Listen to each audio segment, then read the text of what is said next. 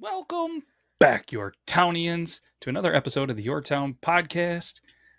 The voice that you're having to listen to right now, it's me. It's Matt. And I'm Meg. Yeah, what's up, Meg? Hey. Welcome back to another episode of the Your Town podcast. Welcome. Are you excited to be here? I am. What are we talking about today? Should we tell them? You kind of picked this one out. We have 4 in queue, spoiler alert, and this is the one that we went with. Am I saying that? Do you want me to say it? Say whatever you want, yeah. The Baton Rouge serial killer. Yeah. There's a guy named Derek Todd Lee. They say you can't trust a man with 2 names. You definitely can't trust a man with 3 names, apparently. Not only are we excited to do this one, but potentially another state on the Your Town map. Check it out, yourtown.com. Put a lot of hard work into that and this, and I'm excited. Should we do the intro? Do it. Do it? Mm-hmm. All right, let's go.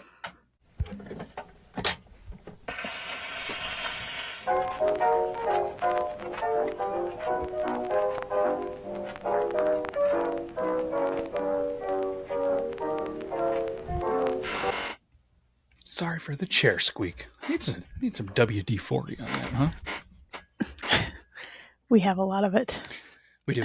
Apparently it comes in 3 packs. We can't be the only one that has done that. But either way, Derek Todd Lee.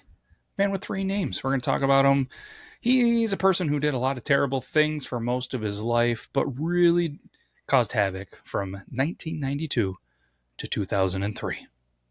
Those were some good years. Some more recent, yeah. Yeah, pretty recent. We're not throwing it way back in high school, Jurassic Park, Sisterhood, some great tunes, some good times. But these are not some good times coming up. Derek Todd Lee was born on November 5th, 1968 in St. Francisville.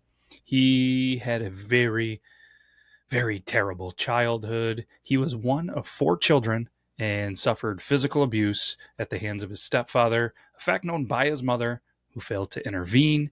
Lee, who was mentally challenged, was actually placed in special education classes where he faced bullying from classmates.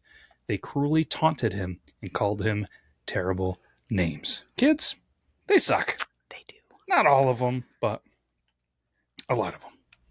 Couldn't imagine. And in the 90s and 2000s, much different time, much different names.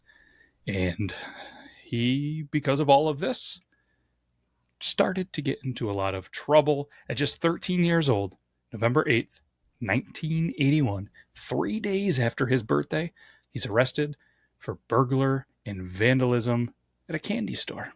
On the same day, he committed a violent assault against a woman in front of his mother. Despite these early signs of trouble, his criminal behavior escalated over the years. Oof. 3 years later, August 8th, he was actually arrested on suspicion of murdering a civilian. But guess what, Meg? He was released. Surprise. Happens all the time. Well, for anybody that wasn't in the studio or saw that, the light just did a weird thing. Did you see that? All the lights just dimmed. Okay. Should we not talk about Robert Lee? Robert Lee. Derek Todd Lee anymore? Oh, that was weird. That was weird. Okay. Let's try this again. So if you're just listening to this, head on over to the Your Town YouTube and you can see the shock. We're going to leave this in. We're not going to edit it. When all of the lights did some weird things. So 3 years later, which puts us at 1984, August 8th, he was arrested on suspicion of murdering. He was let go. And then he attempted to defraud an insurance company by setting his car on fire. But his scheme appeared to have failed. July 2nd, 1988, he was arrested again. For those keeping track at home, that's what, 4? Mm-hmm. This time for attempting to rob another civilian. However, the charges were reduced and he was released shortly after. Later that year, he met Jacqueline Sims and they got married on August 17th in Solitude, Louisiana. Sounds like a nice town. Does it? The name sounds nice. Seems like it's some foreshadowing because he's probably Gonna spend some time in solitude. Ta-da-cha. 3, their relationship, though, quickly went bad, and Lee started his violent behavior towards Sims, would slap her, threaten her, and even threaten the father with a gun. Her father with a gun. 1998, Derek Todd Lee reached a breaking point for reasons unknown, setting off a string of murders against women. His first victim was a 28-year-old Randy Mabrour. I'm sorry to the family. But she vanished without a trace. Her body never recovered. Over the next 6 years, Lee claimed the lives of 6 more women. Despite his violent spree, Lee managed to draw attention to himself through a series of unrelated arrests. Concurrently, he engaged in an affair with Cassandra Green, unaware of his dark side. Lee's behavior escalated to threats of violence and actual physical harm towards Green, resulting in his arrest. Authorities, intrigued by the pattern of violence, dubbed the unidentified perpetrator, what is it, Meg? The Baton Rouge serial killer. Lee himself fell under suspicion for Randy's disappearance, leading to police surveillance. Lee's methods were diverse, with each murder showcasing a different approach. And maybe that's why he wasn't caught. Usually, when you hear about stuff like that, they kind of have a pattern. It seems like, you know what I mean? They kind of do the same things. Trademarks, all that stuff. But maybe him being, developmentally disabled just kind of, didn't allow him to have a trademark or a pattern. But maybe you'll hear more. Maybe you won't. But there were still some key similarities across the crimes, including the removal of cell phones from the victim's possessions and a notable absence of forced entry at the crime scenes. Particularly haunting was the discovery of 2 victims' bodies at the Whiskey Bay boat launch that was just approximately 30 miles west of Baton Rouge, just off Interstate 10. Initially, law enforcement was misled by an inaccurate FBI offender profile and unreliable eyewitnesses' accounts, leading them to believe the serial killer was white. As a result, police conducted thousands of DNA tests on Caucasian men in and around the area of the murders. They didn't have any leads, so authorities then said, hey, we need some DNA print evidence, and now defunct company to analyze DNA samples left at the crime scenes. Oh, the company, sorry. DNA Print Genomics. Is that how you'd say that? Mm-hmm. That was the name of the company. Sorry, missed a word there.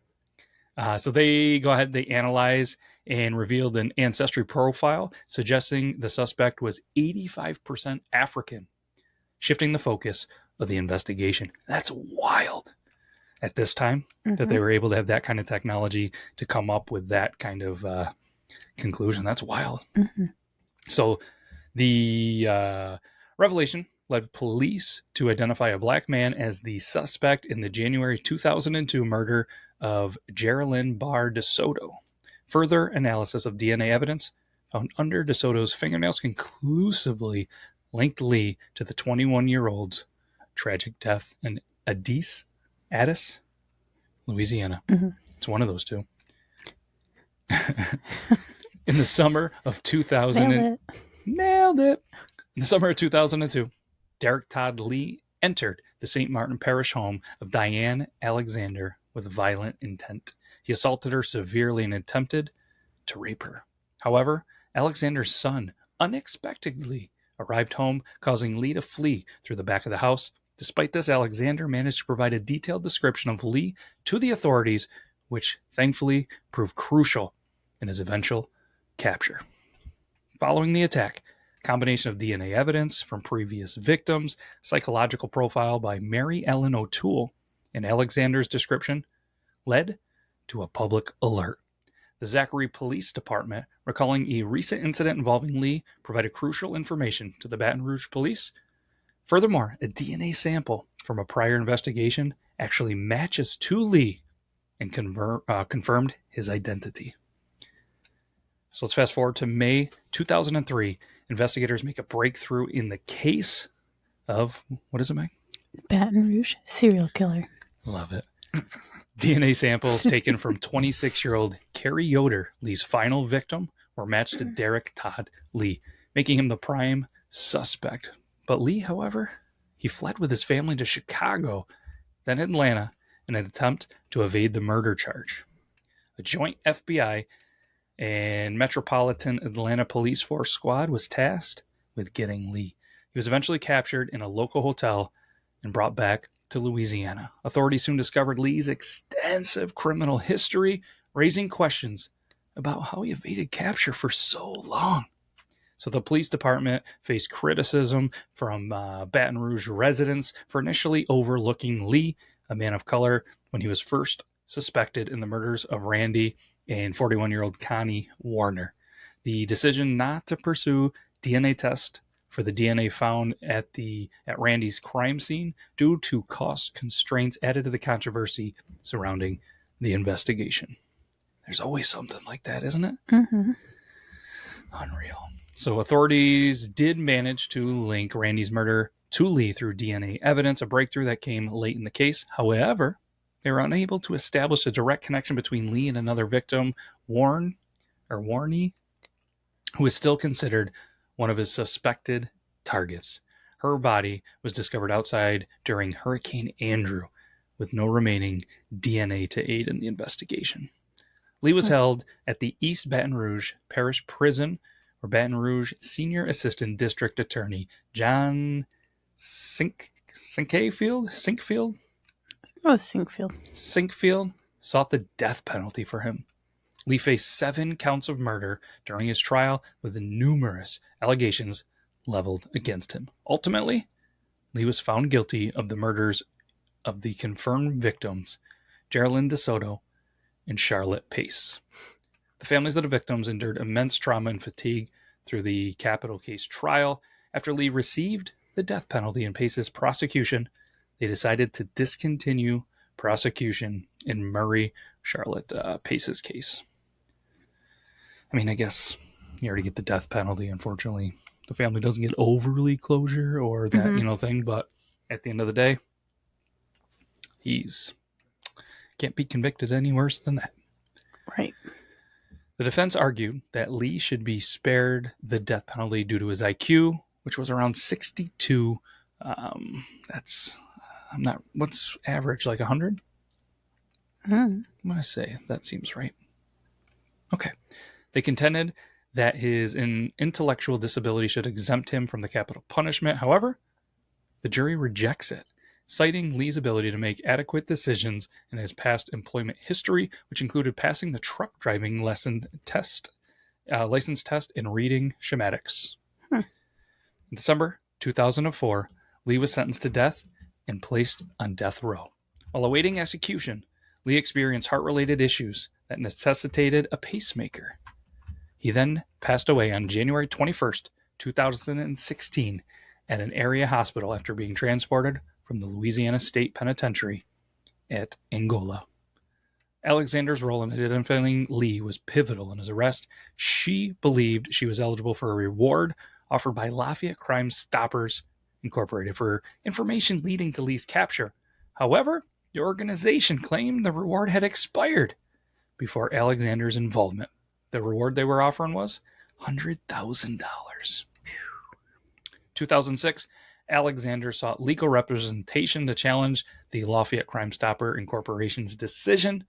Despite the efforts, the case ultimately favored the organization, leaving Alexander without the reward that they believed they deserved. I mean, if it wasn't for them, they wouldn't have got him, right? From the testimony. But the case had a lot of the media's attention, and John Walsh, the host of America's Most Wanted, added the Baton Rouge serial killer to his top 10 fugitives of 2002 at number 3. Lee was portrayed in an episode of the docudrama series Obsession, Dark Desires, which aired in March 2014 and centered on his stalking of surviving victim Colette Dwyer, whose tips to police about Todd were not fully followed up. Man, it's terrible. You really feel for those families and just unreal. But As always, we're going to tell you our sources and thank them. Thank you to Wikipedia. We love you, Wikipedia. Also, shout out to criminalminds.fandom.com, goodreads.com as well for the great article. And you can just kind of look up Lee Derek Todd for that information. Mm-hmm. We do have a quote. Want to read the quote? Oh, wait, hold up. We got some research coming in. Breaking news. So an average IQ is between 90 and 109. Just for scale. Nice. I was kind of right for once. Glad we were able to record and film the one time I was right. According to the old Google. Thanks, Google. You're the best. Who else is the best, Meg? We got a quote. You want to read it? Sure. From Bourbon Street to Baton Rouge, the freaks come out at night in Louisiana by Pat Ford. It's true. You ever been? I have not. Do you think we should? I've always wanted to. Okay. Do the Mardi Gras? No? Just I don't know if I'm in for all that. What's the appeal of Louisiana? Culture? I just think the culture is so cool. Mm-hmm. There's so many different things that take place there. It just seems very colorful. Yeah. Yep. A lot of history. Plus, you're into the music. The music. I was going to say definitely the music scene, but even the food scene. I do like that kind of food. You love the southern kind of vibe food, the seafood, all that stuff. Spices. All right. You heard it here first. Check out the Patreon. We do not have to help us pay for our trip to Louisiana. Just kidding. All kidding aside, though, we can't thank you enough for taking some time out of your busy, busy day to listen to us talk about Derek Todd Lee, a.k.a. what, Meg? The Baton Rouge serial killer. Yeah. That's all we got. New state. Check it out, yoretown.com. And again, we can't thank you enough. That's all I got. You got anything else? No. All right, cool. We'll have a good rest of your day, rest of your week, rest of your month, rest of your year. We'll be back next week with another episode. Should we give them a sneak peek of what it's about? Why not? Cool. It's about something that happened in history. I'm not really sure what it's going to be at. We have 3 possibilities. The episodes written are all true crime. So if you guys do like a little bit of the true crime stuff, let us know. But if there's a story, there's a town, there's something that you want us to talk about, please send us an email. Hit us up on social media. We'd love to dig into it and do that. And Zach, if you're listening, come back and write some episodes. That'd be cool. Call in. Do some episodes. What a cliffhanger. All right. We'll leave you on that. All right. Take care, everybody. We'll see you next week. Bye.